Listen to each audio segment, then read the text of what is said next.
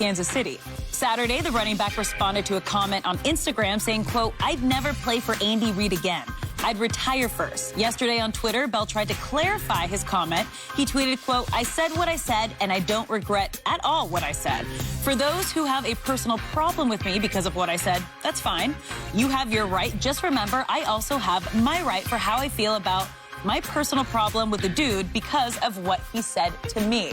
So, Shannon, do you like anything about Le'Veon's explanation? No, you said what you said, then why try to clarify it, Skip? You said what you said. You said you have a right to your opinion. Okay, you voice your opinion. Keep it moving. But it seems to me an advisor or an agent got to him and like, this is not looking good for your prospects of getting on another team, because you do realize how Andy Reid is revered around the league. Yeah. Skip, Andy Reid was my brother's offensive coordinator in Green Bay. Yep. So I know Red a little bit, been around him, met his wife several times, even the kids when they were really, really small. Skip, I have yet to hear a player publicly or privately say anything bad about Andy Reid. Thank you. Skip, I can't say to everybody. I'm sure there's some people that have had some problems with him. But everybody that I've talked to that's played played for him has nothing but good things to say. Yep. Le'Veon said he would rather retire. Hell, I thought you retired 2 years ago. Did he not see the tape of him in New York?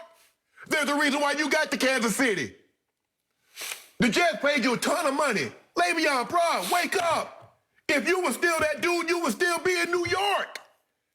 You're not looking like the old Le'Veon. You're looking like an old Le'Veon. Yep. Not the Le'Veon of old. Yep. And for you, what? I wouldn't go back to Kansas City. Bro, you didn't get no snaps in the championship game or the Super Bowl. What makes you think they're going to want you back? Do you realize teams that got their roster set, they go into camp with who they're going with? Now, maybe something unforeseen would happen, an injury happens, they'll give you a call. But I don't get this. I don't. Skip, if you feel that way, do you know that these other teams around the league, so what? You trying to get a job, Skip. The very you trying to get employed in the league, and you taking shots at somebody that gave you an opportunity. Yep. I don't get it. But Skip, something happened about 3 years ago, and it took me totally by surprise. In my 14 years of playing and all my years of covering the league, I had never heard teammates come out against another teammate when it comes to contract, because the one thing you stay out of is a man contract and his family issues. Never seen anything like it. I've never seen it. Nope. And for You're them, talking about the Steelers. Steelers. Yep. And for them so adamant They turned on him. to side with the organization. They did. I was like, well, what's going on? But it offers you a glimpse. It offers you insight to how he viewed in his own locker room. Le'Veon, bro, what happened? What happened? You keep it moving. Say, hey, I think the Kansas City Chiefs for giving me an opportunity. That wasn't the best fit for me. I think it's best that, I try to find employment somewhere else. Keep it like that. But for you to take the stance that you took, bro, I don't know how you expect to get another job. Which brings me to my conclusion. Le'Veon might have just social posted his way right out of football. Talking about retiring, he might have just retired himself, because the rest of the league is going to look at this. He went after Andy Reid? He tried to blame Andy Reid? You barked up the wrong tree. Yes. Man. And, yeah, let's go back to what you said. 2017, Le'Veon had a great year. He and I have gone back and forth on different things. He's blasted me. That's fine. But he backed it up in 2017. Yes. He was first team All-Pro as a Pittsburgh Steeler. And he thought he was going to command the sun and the moon. And that's when his teammates started to publicly turn on him. Black players on the Steelers turned on Le'Veon. I was just astounded. I've never seen anything like it before, because you are messing with that man's money. Correct. What?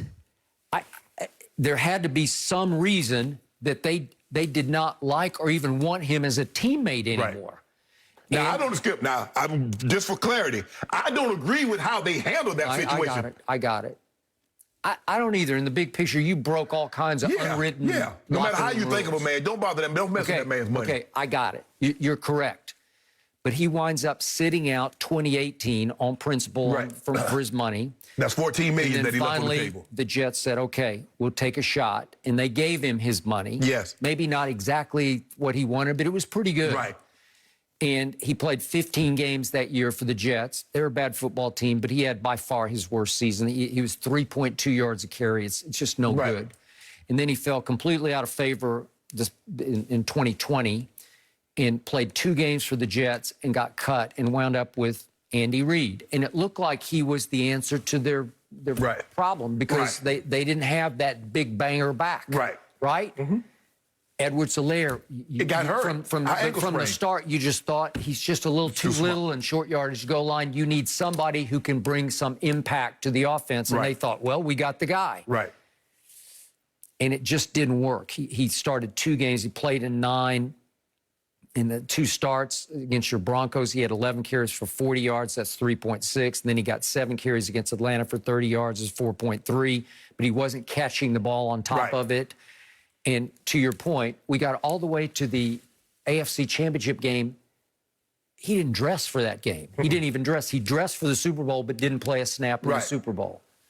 Okay? So now, as usual, it's been his history. He blames everybody but himself.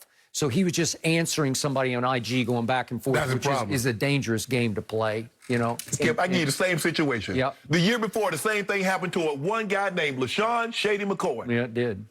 He kept his mouth shut.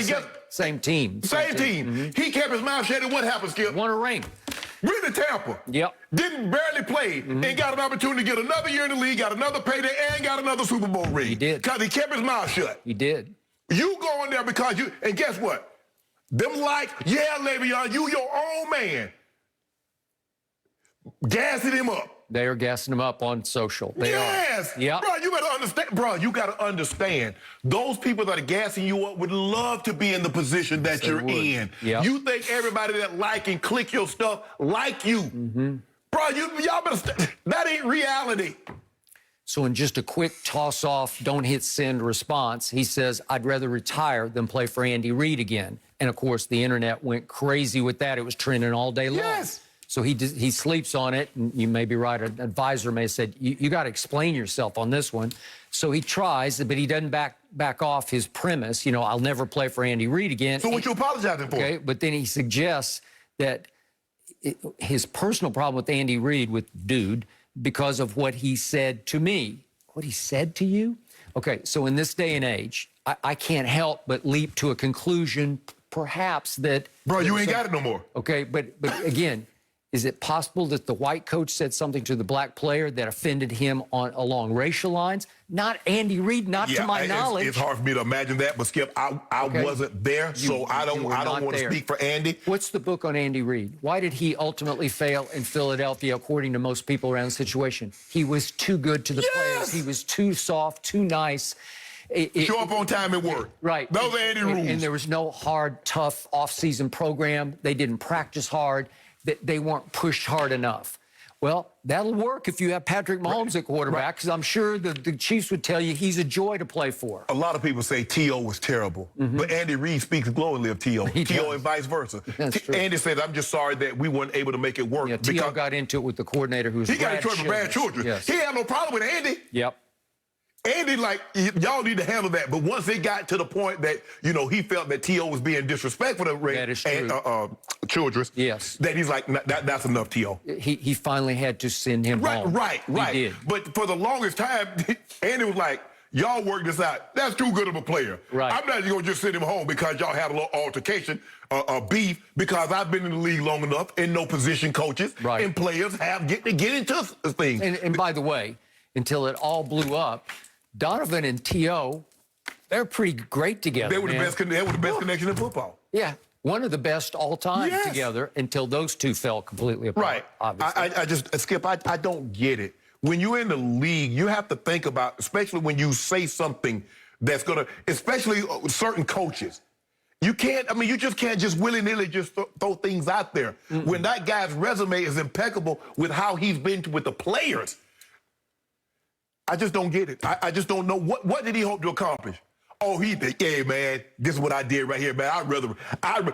I'm so upset with how my time was in Kansas City. I would rather retire. Man, I got to tell you, if you look at going from 2017 first-team All-Pro to what it is now, this is one of the most shocking falls we've ever seen. From greatness to you might be out of the league. But Skip, when you look at it, look how many carries.